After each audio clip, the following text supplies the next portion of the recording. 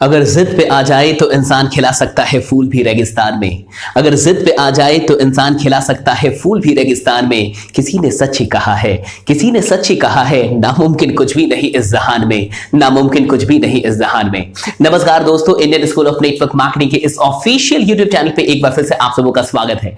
आज के इस वीडियो को पूरे अंत तक देखिएगा, गौर से सुनिएगा, समझने की कोशिश कीजिएगा और हो सके तो आज जो कुछ भी मैं बताने वाला हूं इसे अपने जीवन में इंप्लीमेंट कीजिएगा। आज के इस वीडियो में मैं आपको एक मोटिवेशनल स्टोरी सुनाने वाला हूं। किसी ने मुझसे कहा कि सर कुछ ऐसा बताइए जहां से इंस्पिरेशन मिले, मोटिवेशन मिले। आज जो कहानी मैं आपको सुनाने वाला हूं, इस कहानी ने मेरी जिंदगी बदली है और मेरी जिंदगी के अंदर एक बड़ा चेंज इस कहानी के चलते आया है। यह कहानी है 1968 के मैक्सिको समर ओलंपिक की। उस समय मैक्सिको में समर ओलंपिक चल रहे थे और सारे के सारे खेल समाप्त हो चुके थे, सिर्फ एक खेल बाकी था। इस खेल का नाम था मैराथन और इस मैराथन में जो एथलीट पार्टिसिपेट करने आए थे वो कुल मिला के 75 थे। इन 75 में से एक ऐसा एथलीट था जो अफ्रीका के एक छोटे से देश तंजानिया से आया था। तंजानिया शायद आपने नाम सुना हो या ना भी सुना हो, एक छोटा सा देश अफ्रीका का, और वहां से एक एथलीट आया था और उस एथलीट का भी कहीं ना कहीं एक सपना था कि वो अपने देश के लिए गोल्ड मेडल जीते। जब रेस शुरू हुई तो दोपहर का वक्त था जब ये रेस शुरू हुई। उस समय समर ओलंपिक था तो आप समझ सकते हैं कि गर्मी पहले से ही थी, बहुत अधिक गर्मी थी और मैक्सिको का एल्टीट्यूड हाई है, इसलिए वहां पे ह्यूमिडिटी लेवल काफी अधिक थी। आपको जान के हैरानी होगी कि 75 में से 18 लोग रेस कंप्लीट नहीं कर पाए और बीच में ही छोड़ दिए। आप जानते हैं कि ओलंपिक में वही लोग पहुंचते हैं जो अपने देश के कहीं ना कहीं सबसे अधिक टैलेंटेड एथलीट होते हैं, लेकिन फिर भी 18 लोगों का रेस कंप्लीट ना कर पाना आपको यह समझाने के लिए काफी है कि सर्कमस्टांसेस, कंडीशन कितने वर्स्ट होंगी, कितनी खराब परिस्थितियां रही होगी और आखिरकार गर्मी कितनी होगी, ह्यूमिडिटी लेवल कितनी होगी कि 18 लोग रेस कंप्लीट ही नहीं कर पाए। तंजानिया का यह एथलीट दौड़ रहा था और शुरुआत में ही उसके पैर में क्रैम्प्स आ गए। मैंने जैसा आपको बताया कि मैक्सिको का एल्टीट्यूड हाई था, हाई एल्टीट्यूड वाली जगहों पे ह्यूमिडिटी लेवल अधिक होती हो और सारे लोगों को क्रैम्प्स आ रहे थे। ये जो एथलीट था इसे शुरुआत में ही क्रैम्प आ गए पैर में, लेकिन फिर भी ये दौड़ने की कोशिश कर रहा था। इसने रेस आधा समाप्त कर लिया था, लेकिन आधी रेस को समाप्त करने के बाद इसके साथ कुछ बुरा हुआ। इसे किसी ने धक्का मार दिया और जब धक्का मारा तो ये बेचारा नीचे गिर गया और जब नीचे गिरा तो ये बुरी तरीके से घायल हो गया। इसके दाहिने पैर कि जो घुटना होता है वो घुटने की हड्डी डिसलोकेट हो गई और इसका जो सोल्जर है वो बुरी तरीके से जख्मी हो गया। सोल्जर से खून निकल रहा था, पैर से खून निकल रहा था। हड्डी का डिसलोकेट होना कोई मजाक नहीं है। दाहिने पैर की घुटने की जो हड्डी होती है वो डिसलोकेट हो गई। यहां से खून निकल रहा था। डॉक्टर्स आए, उन्होंने देखा, फर्स्ट एड किया और उन्होंने बिल्कुल मना कर दिया कि अब आप रेस में शामिल ना हो, कंटिन्यू ना करें। लेकिन ये माना नहीं। डॉक्टर्स के मना करने के बाद भी ये इंसान नहीं माना और वो दौड़ता रहा, लंगड़ता हुआ, दौड़ता हुआ किसी भी तरीके से अपने रेस को कंटिन्यू करता रहा। अब हालात ऐसे थे कि जो जीता वो इंसान 1 घंटे पहले पहुंच चुका था और ओलंपिक का जो समापन समारोह था वो समाप्त होने वाला था।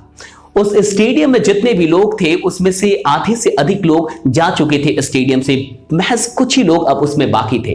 तभी अचानक से सायरन बजी और किसी ने बताया कि एक एथलीट दौड़ता हुआ आ रहा है, लगड़ता हुआ आ रहा है। सारी मीडिया, सारे पत्रकार, सारे फोटोग्राफर वहां पे पहुंचे इस मोमेंट को कैप्चर करने के लिए और उन्होंने देखा कि एक एथलीट जिसके पैर से खून निकल रहा है, कंधे से खून निकल रहा है, वो लगड़ता हुआ आता चला, आगे बढ़ता चला जा रहा है।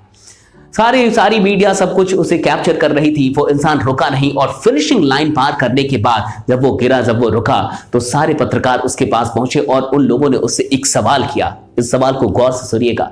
पत्रकारों ने पूछा कि आप दौड़े क्यों, आपने रेस कंटिन्यू क्यों किया? क्योंकि रेस तो समाप्त हो चुका है, जिसे जीतना था वो 1 घंटे पहले पहुंच चुका है और ओलंपिक का समापन समारोह भी हो चुका है। आप दौड़े क्यों, आपने कंटिन्यू क्यों किया?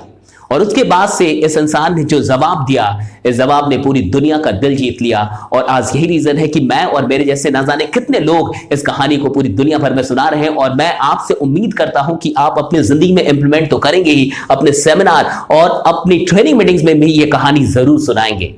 उस इंसान ने एक बहुत अच्छा रिप्लाई दिया। उसने कहा कि my country sent me 5000 miles not to begin a race but to finish a race. मेरे देश ने मुझे 5000 मील किसी रेस को शुरू करने के लिए नहीं भेजा था बल्कि उसका अंत करने के लिए भेजा था। गौर से सुनिए, उसने कहा कि मेरे देश ने मुझे 5000 मील किसी रेस की शुरुआत करने के लिए नहीं भेजा था, बल्कि उसका अंत करने के लिए भेजा था। जी हाँ, उस एथलीट का नाम है जॉन स्टोफेन ऑकवॉरी। आप यूट्यूब पे वो वीडियो भी देख सकते हैं जॉन स्टोफेन ऑकवॉरी की। और सोचिए, उस इंसान ने मेडल नहीं जीता, उस इंसान ने मैच नहीं जीता, वो हार गया, लेकिन उसने पूरी दुनिया का दिल जीत लिया। उसने एक बड़ी अच्छी बात कही कि शुरुआत करने के लिए नहीं भेजा था, अंत करने के लिए भेजा था। साहब, बहुत सारे लोग शुरू तो कर देते हैं, आपने भी नेटवर्क मार्केटिंग शुरू तो कर दी है, लेकिन आप अंत कर पाएंगे कि नहीं, ये आपका कमिटमेंट बताएगा कि आप कितने कमिटेड हैं।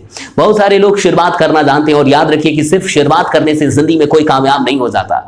98% people know how to begin something, but only 2% people know how to finish something. केवल महज 2% लोग ये जानते हैं कि जिंदगी में किसी काम को, जिस काम को भी उन्होंने शुरू किया, उसको फिनिश कैसे करना है। अधिकतर लोग फिनिश नहीं कर पाते, बीच में ही छोड़ देते हैं। आप खुद सोचिए, 18 लोगों ने बीच में ही छोड़ दिया था। इस इंसान के पास पूरा मौका था छोड़ने का। क्यों? क्योंकि डॉक्टर्स ने मना किया था, एक्सपर्ट्स ने मना किया था, सबने मना किया था। यहां तक बोल दिया गया था कि अगर आप दौड़ेंगे तो हो सकता है कि आप आगे ना दौड़ पाए, आप जिंदगी में फिर कभी ना दौड़ पाए। लेकिन फिर भी ये इंसान माना नहीं, ये जॉन स्टोफेन ऑकवॉरी नाम का इंसान नहीं माना, वो फिर भी दौड़ता रहा। क्यों? क्योंकि उसे रियलाइजेशन थी। बहुत सारे लोग के पास रियलाइजेशन नहीं होती, वो यही नहीं जानते कि वो काम कोई क्यों कर रहे हैं, उनकी जिम्मेवारियां क्या है। अगर आपके पास रियलाइजेशन नहीं है तो कमिटमेंट कभी नहीं आएगी। कमिटमेंट तभी आती है जब आप रियलाइज करते हैं, जब आप अपने पर्पस को रियलाइज करते हैं, दिल से आप अपने पर्पस को रियलाइज करते हैं, अपनी जिम्मेवारियों को रियलाइज करते हैं, तभी जाके आप कहीं ना कहीं कमिटेड हो पाते हैं। अगर कमिटमेंट नहीं होगी तो साहब आप सेल्स के इंडस्ट्री में, नेटवर्क मार्केटिंग इंडस्ट्री में कभी कामयाब नहीं होंगे। और अगर कमिटमेंट है तो फिर आपको इस इंडस्ट्री में कामयाब होने से दुनिया की कोई शक्ति नहीं रोक सकती। मैं बस आपको यही एक छोटी सी कहानी, लेकिन कहीं ना कहीं इस कहानी में एक बड़ा मैसेज है कि जैसे जॉन स्टोफेन ऑकवॉरी ने कहा कि मेरे देश ने मुझे 5000 मील किसी रेस की शुरुआत करने के लिए नहीं, बल्कि उसका अंत करने के लिए भेजा था, उसी तरीके से मैं आपसे कहता हूं कि आपने नेटवर्क मार्केटिंग सिर्फ शुरुआत करने के लिए नहीं, बल्कि अमीर बनने के लिए कहीं ना कहीं ये काम शुरू किया है। अपने सपनों को पूरा करने के लिए ये काम शुरू किया है। इसका अंत किए बिना रुकिएगा मत। हो सकता है कि कुछ डॉक्टर्स आपको मिलेंगे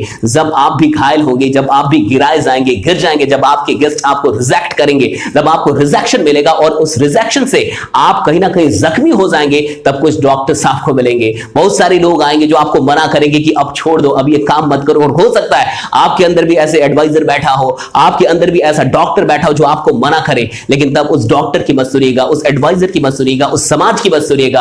अपने लक्ष्य को याद रखिएगा और इस कहानी को याद रखिएगा कि सिर्फ शुरुआत करने के लिए शुरू नहीं किया था साहब, अंत करने के लिए शुरू किया है और अंत करके ही मानूंगा। बस यही कहानी मैं चाहता था कि मैं आपको सुना पाऊं। और अगर आपको ये अच्छी कहानी लगे, अगर आपको अच्छा लगे, तो इस कहानी को लाइक कीजिए, शेयर कीजिए, अपने दोस्तों के साथ शेयर कीजिए, अपने परिवार के साथ शेयर कीजिए, क्योंकि हम सबको सिर्फ शुरू नहीं करना साहब, अंत करना है, अपने लक्ष्य तक पहुंचना है। अगर आपको अच्छा लगे तो आप इस कहानी को सुनाइए, और हो सके तो जॉन स्टोफेन ऑकवॉरी गूगल करके उनकी पूरी कहानी पढ़िए, मुझे बड़ी खुशी होगी। बहुत बहुत शुक्रिया।